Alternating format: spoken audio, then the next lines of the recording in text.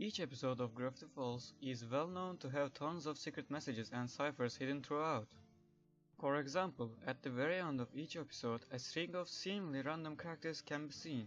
When decrypted, these messages often turn out to be some sort of a joke or reference to something that happened during the episode, or even something that will happen in an upcoming episode. Series creator Alex Hirsch is the one who creates all the ciphers and usually includes them at the very end of production. The cryptograms uses quite a few different encryption methods. First we have the Caesar cipher, which in this case offsets the alphabet by 3 characters. So A becomes D, B becomes E, C becomes F, and so on. Next one is called the Atbatch cipher, and it simply reverses the alphabet. Then we have the A1Z26 cipher, which replaces each character in the alphabet with the corresponding number of its position. So A becomes 1 and Z becomes 26. They are of the name as well. The Vigenère cipher uses a random word as a key to encrypt message. So say the message we want to encrypt is LEMMINO watches Gravity Falls. We then pick a random keyword, so let's say Dipper. Repeat this keyword until it matches the length of the message like so. And then use something called Vigenère square. First letter of the message is L, which means the row that begins with L, and the first letter of the keyword string is D, which means the column that begins with D. Row L and column D intersect at O, so the first letter of the cryptogram is O. Then you repeat this process for each letter, and just like that, you have the secret message. If you want clues to solve the many ciphers, they can actually be found in the opening sequence of every episode. Play the intro in reverse, you'll hear someone whispering something.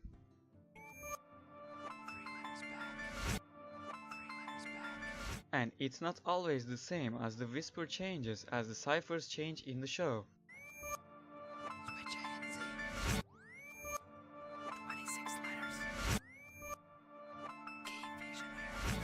Oh, and you can also see Bigfoot if you pause at the right frame.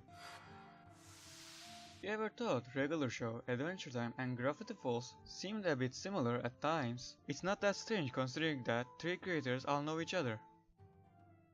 J.G. Quintel, Pendleton Ward, and Alex Hirsch all went to Call Arts together, and also worked on the marvelous misadventures of Flapjack together before creating their own respective shows. When Alex Hirsch and his friends were still in the school at Call Arts, they knew a guy named Jesus Chambreau. They knew he was a few years older than them, but not his exact age. He jokingly became this sort of mysterious person that they knew, but at the same time they kinda didn't. This brought on the inspiration to create the character Zeus in Gravity Falls. Her uncle Stan is also based on a real person, namely Alex's grandfather, also named Stan. Even Dipper and Mabel are loosely based on Alex and his twin sister Ariel. For example, just like Mabel in the show, Alex's sister used to love boy bands, had an assortment of vibrant sweaters, and was in general quite goofy and crazy as a child. Throughout the show, you might have noticed a number showing up again and again, the number 618.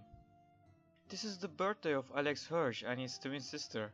Some examples are the Mystery Shack's address, every cash register you can find.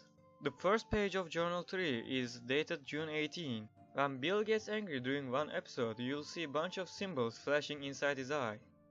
The third, fourth, and fifth are Thai numerals that spell out 6, 1, and 8. Even the main production code for each episode begins with this number.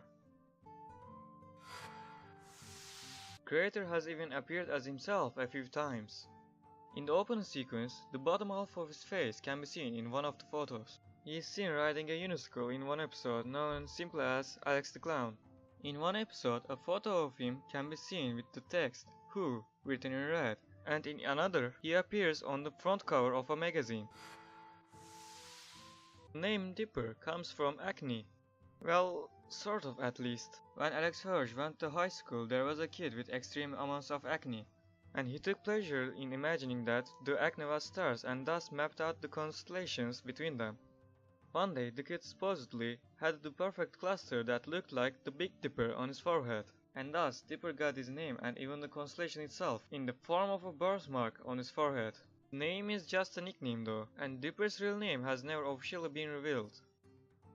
But Quentin Tremblay in the show calls him Roderick, and writer Jeff Rowe has said that his real name is LEMMINO, but it's unclear if it's simply a joke or not. Many characters in the show have some form of a symbol that is in some way related to them. For example, Mabel has a rainbow with a star on her most frequently used shirt. Dipper has a blue pine tree on his hat. Stan has a yellow crescent shape on his fez. Robbie has a red bleeding heart with stitches on his hoodie, and Seuss has the iconic question mark on his t-shirt. These 5 symbols can all be found within the so-called Bill cipher wheel. It's displayed very briefly at the end of the opening sequence as well as within the journal. The other 5 symbols are a bit more ambiguous.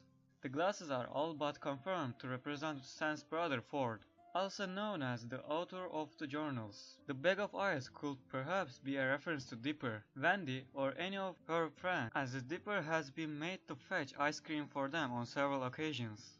But Dipper and Robbie already have symbols on the wheel, and Wendy's friends are quite minor characters. It's at least most likely a reference to Wendy.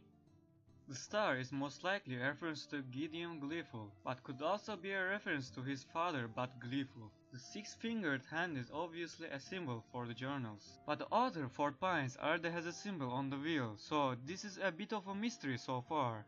Maybe it's simply a reference to the journals themselves. I mean, there's nothing to say that the symbols has to represent a person. The llama has so far seen on one of Mabel's sweaters, and on a painting inside Northwest Mansion, which could reference to really anyone in the Northwest family. But again, as Mabel already has a symbol on the wheel and most of the Northwest family are minor characters, it's most likely a reference to Pacifica. There's tons of theories out there as to what this could mean and who the symbols are supposed to represent, but so far this is all we can say for certain. In the episode Dreamscapers, Gideon falls into his knees and begins chatting some incomprehensible phrase over and over again. If you play this scene in reverse, you'll hear what he's actually saying.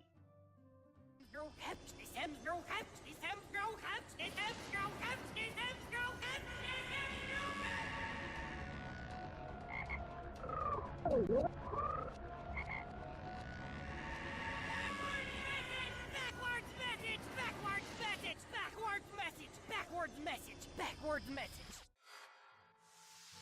Both Dipper and Mabel were born at the end of summer in 1999.